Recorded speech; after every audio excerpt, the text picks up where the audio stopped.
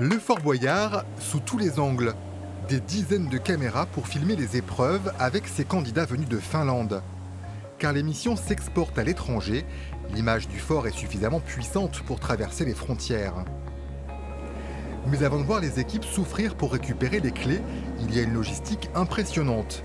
Il faut transporter jusqu'à 160 personnes chaque jour sur le vaisseau de Pierre. Et ce jour-là, il y a un petit nouveau, Mathieu, maître nageur sauveteur. Il va assurer la sécurité des candidats lors des épreuves dans l'eau. J'étais hyper content parce que j'ai toujours eu envie de rentrer dans Fort Boyard depuis que j'étais tout petit, je le voyais à la télé et là on m'a proposé d'y aller donc j'ai dit oui tout de suite.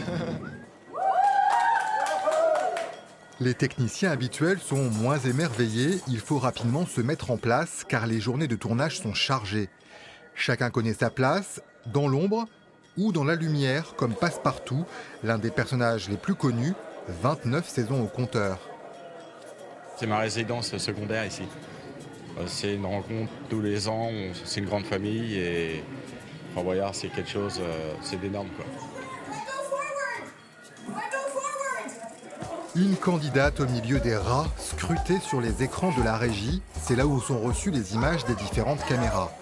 Sans oublier le son, une cinquantaine de micros plus ces talkie-walkie afin que les équipes techniques puissent se coordonner. C'est un lieu difficile, les murs sont épais, c'est hostile, il y a du vent, c'est humide et puis il y a énormément de handicap, on va dire, avec l'épaisseur des murs, etc. Donc faire passer les liaisons radio ici, c'est pas toujours très facile, quoi.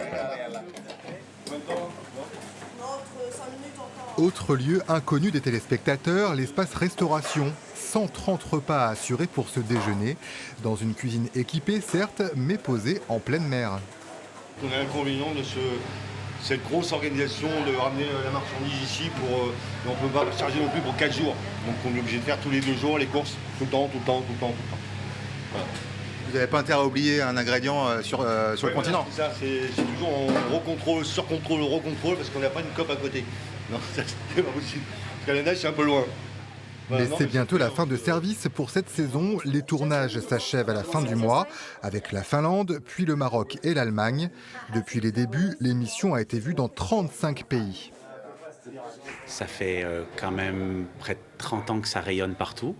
A priori, ça connaît encore du succès puisqu'on a les Finlandais, par exemple, qui reviennent après une bonne quinzaine d'années, si ce n'est plus, ou encore les Allemands qui déboulent pour la 2e fois en 20 ans.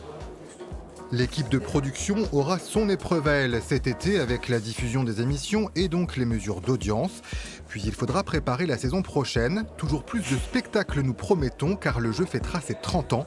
Felindra évidemment sera de la partie.